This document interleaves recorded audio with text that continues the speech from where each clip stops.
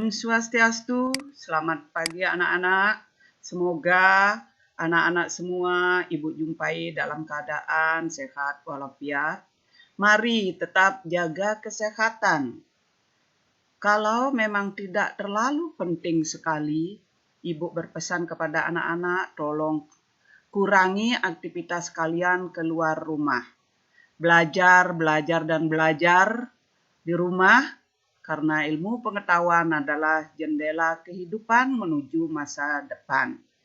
Mari kita berdoa agar permasalahan yang sedang kita hadapi semua saat ini cepat berlalu.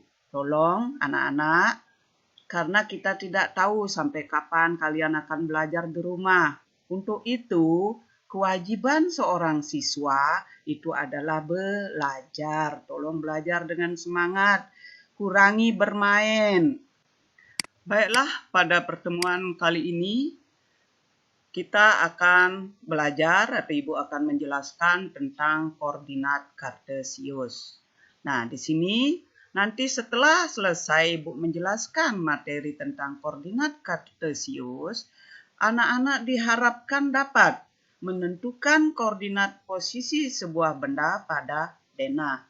Menjelaskan kedudukan titik pada bidang koordinat kartesius.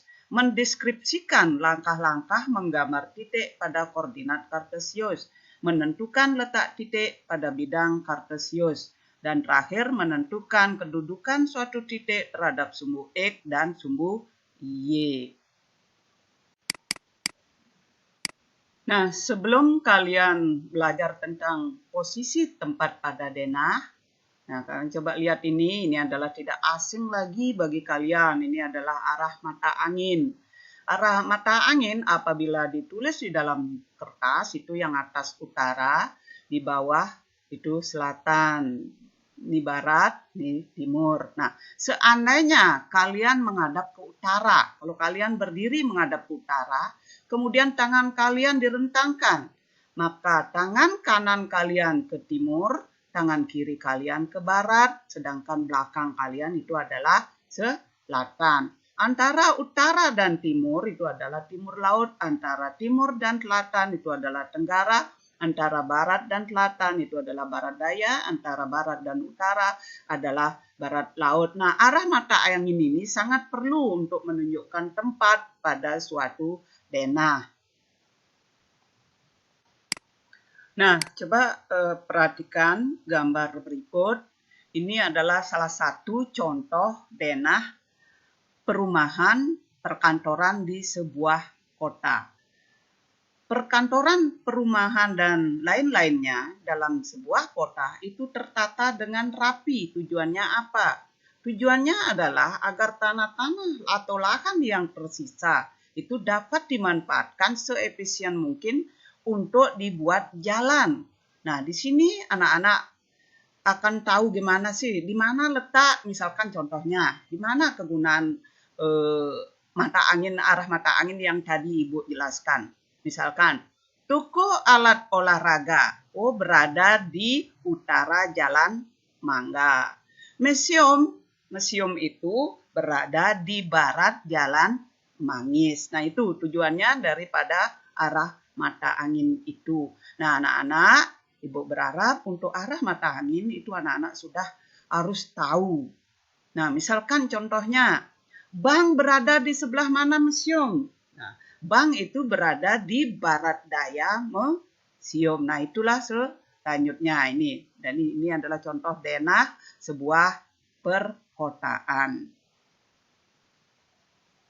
Nah, coba perhatikan sekarang kita akan belajar menentukan posisi benda pada bidang koordinat. Nah, sekarang udah mulai pada bidang koordinat.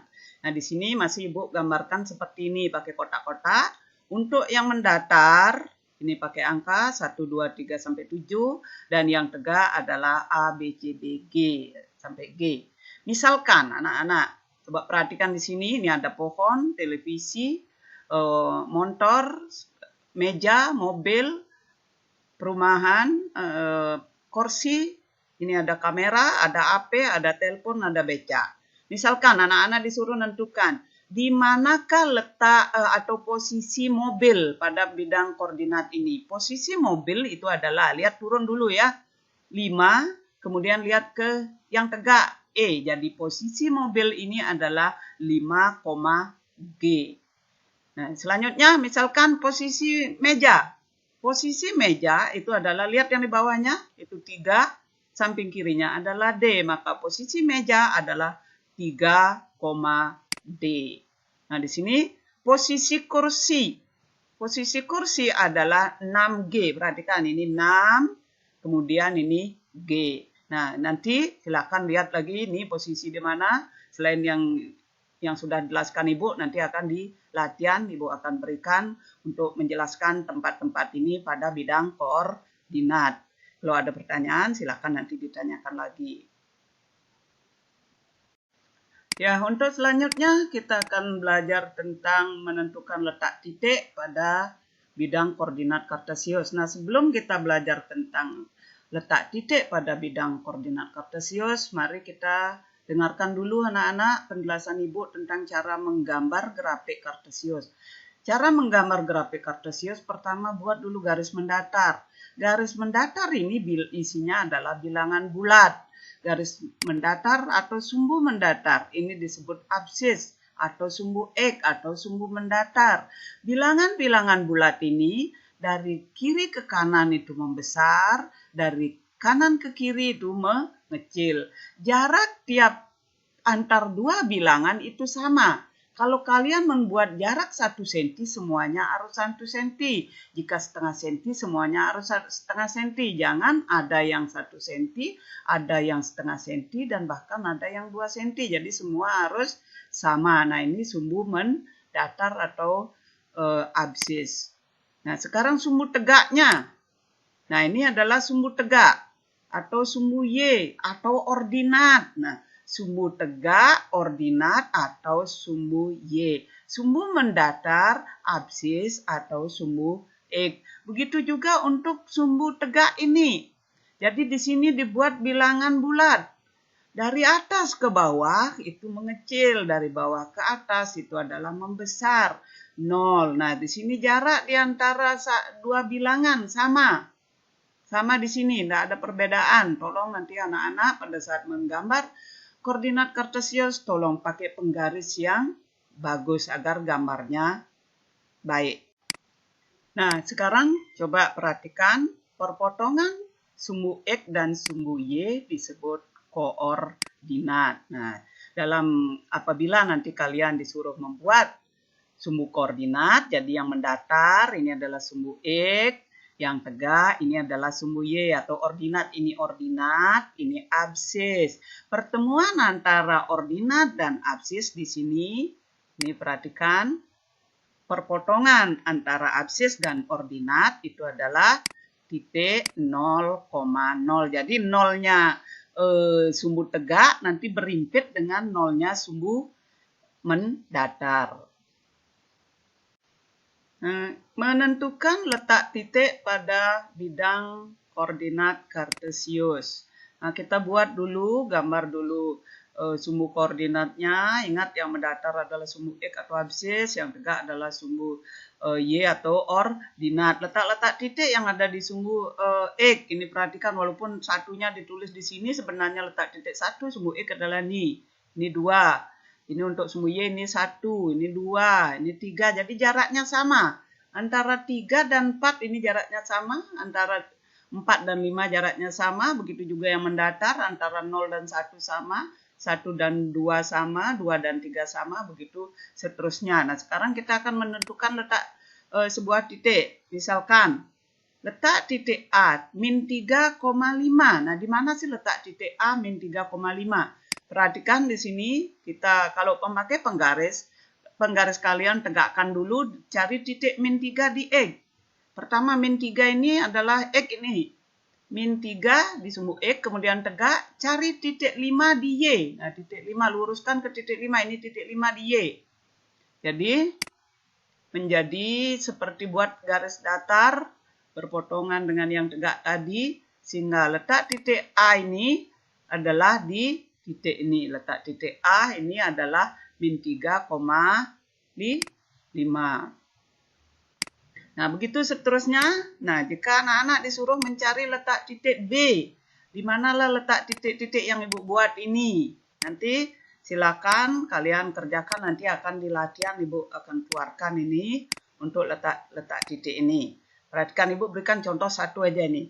Titik C misalkan, titik C, lihat ke sumbu X dulu, lihat. Ini adalah 0. Sedangkan di sumbu Y adalah 3, berarti titik C ini adalah 0,3. Begitu juga untuk titik D, perhatikan titik D. Nah, titik D ini, di sumbu X dulu lihat, sumbu X itu adalah negatif 5. Nah, ke sumbu Y lihat, sumbu Y adalah 0, berarti titik D ini adalah min 5,0. Nah, ini misalkan titik F, lihat dulu ke sumbu X. Pertama pasti ngelihat ke sumbu X adalah 0, kemudian di Y ini adalah min 2. Jadi titik F itu adalah 0, min 2. Titik G. Nah, G di sumbu X lihat dulu, ini 2. Di sumbu Y lihat, ini 1, min 1. Berarti titik G, letak titik G adalah 2, min 1. Begitu seterusnya, silakan anak-anak pahami dulu menentukan letak titik. Kemudian selanjutnya, sumbu koordinat ini, sumbu Y dan sumbu X, membagi bidang koordinat kartesius menjadi 4 bagian. Nah, yang ini itu adalah kuadran 1. Ini kuadran 2. Kemudian yang di sini adalah kuadran 3. Ini adalah kuadran 4. Jadi titik-titik apa saja yang ada di kuadran 1 misalnya. Titik B ini di kuadran 1. Titik A ini di kuadran 2. Titik E ini berada di kuadran 3, titik G berada di kuadran 4. Silakan pahami dengan baik. Letak titik terhadap sumbu X. Nah, perhatikan sekarang. Kita berfokus kepada sumbu X. Letak titik terhadap sumbu X. Nah, perhatikan di sini. Misalkan pertanyaan 1 adalah titik H. Titik H, ini titik H. Nah, lihat di sini penjelasannya. Titik H berada 3 satuan di atas sumbu X. Titik H berada 3 satuan di sumbu X. 1, 2, 3. Titik G. Nah, ini titik G. Titik G berada 0 satuan ke sumbu X. Karena berada di sumbu X berarti 0 satuan. Dan yang lain-lain. Misalkan lagi titik B. Titik B adalah 4 satuan di atas sumbu X. Coba hitung. 1, 2, 3, 4. Titik D itu adalah 3 satuan di bawah sumbu X. 3 satuan di bawah sumbu X. Titik F. 3 satuan di bawah sumbu X. Nah, jika kalian ditanya, titik-titik manakah yang mempunyai jarak yang sama terhadap sumbu X gitu umpamanya. Titik mana saja yang mempunyai jarak yang sama terhadap sumbu X? Perhatikan di sini. F 3 satuan di bawah sumbu X. H 3 satuan di atas sumbu X. B 4 satuan di atas sumbu X. D 3 satuan di bawah sumbu X. C 0 satuan ke sumbu X. G 0 satuan ke sumbu X. Berarti titik-titik yang memiliki jarak yang sama terhadap sumbu X adalah titik H, titik D, titik F. Itu jaraknya sama 3 satuan ke sumbu X. Titik C dengan titik G sama 0 satuan ke sumbu X. Nah, titik A ini adalah 6 satuan di atas sumbu X. 1, 2, 3, 4, 5, 6. Jadi 6 satuan di atas sumbu X. Titik E itu adalah 6 satuan di bawah sumbu X. Nah, demikian selanjutnya. Selanjutnya yang terakhir itu adalah posisi titik terhadap sumbu Y. Nah, sekarang kita fokus ke sumbu Y. Sini, sumbu Y. Nah, perhatikan titik A. Titik A itu berada 0 satuan di sumbu Y. Perhatikan nih. 0 satuan kanan kiri sumbu Y. Titik B. Titik B berada 3 satuan di kiri sumbu Y. Titik C berada 3 satuan di kiri sumbu Y. Titik D berada 4 satuan di kiri sumbu Y. Titik E berada 0 satuan di sumbu Y. Titik F berada 2 satuan di kanan sumbu Y. Dan titik G.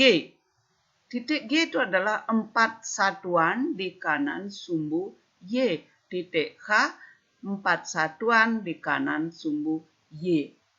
Sekarang jika ada pertanyaan seperti ini, tentukan titik-titik yang mempunyai jarak yang sama terhadap sumbu Y. Nah, anak-anak bisa lihat di sini. Titik H 2 satuan ke sumbu Y. Titik F juga 2 satuan ke sumbu Y. Berarti titik H dan titik F mempunyai jarak yang sama ke sumbu Y. Begitu juga untuk A dan E. Nah, ini 0 satuan ke sumbu Y. Berarti memiliki jarak yang sama ke sumbu Y. Sekali lagi, titik H dengan titik F mempunyai jarak yang sama ke sumbu Y, yaitu 2 satuan. Kalau B ada enggak di sini? B mempunyai jarak 3 satuan ke sumbu Y. C juga 3 satuan ke sumbu Y. Berarti B dan C memiliki jarak yang sama ke sumbu Y.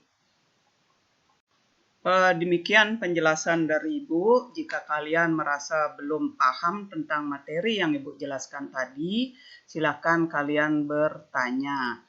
Nah, selanjutnya apabila kalian sudah paham, silakan kerjakan soal berikut ini. Soal yang Ibu berikan ini ada di halaman 66. Itu uji kompetensi 2, soal nomor 1 sampai dengan nomor 10. Untuk soal nomor 1 dan nomor 10, masing-masing digambar dalam satu koordinat kartesius. Nah, perhatikan anak-anak, soal halaman 66 itu adalah objektif, tapi Ibu menginginkan jawaban kalian adalah jawaban isi. Jadi untuk soal nomor 1 dan nomor 2, masing-masing dibuat dalam satu koordinat kartesius. Gambar 1 koordinat kartesius, soal yang kedua juga satu koordinat kartesius. Sedangkan untuk soal nomor 3 sampai dengan nomor 10 itu berupa titik-titik kan.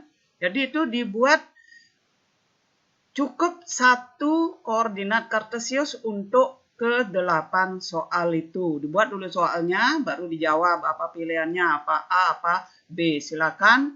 Kalau ada pertanyaan sekali lagi silakan ditanyakan, dan Ibu berharap kalian tetap aktif ikut pembelajaran. Jangan sampai 2 hari, 3 hari Ibu tunggu kalian juga belum nongol-nongol. Nanti bagaimana cara Ibu membuat nilai kalau kalian tidak mengirimkan tugas? Karena dari tugas itulah Ibu bisa menilai aktif tidaknya kalian dalam pembelajaran.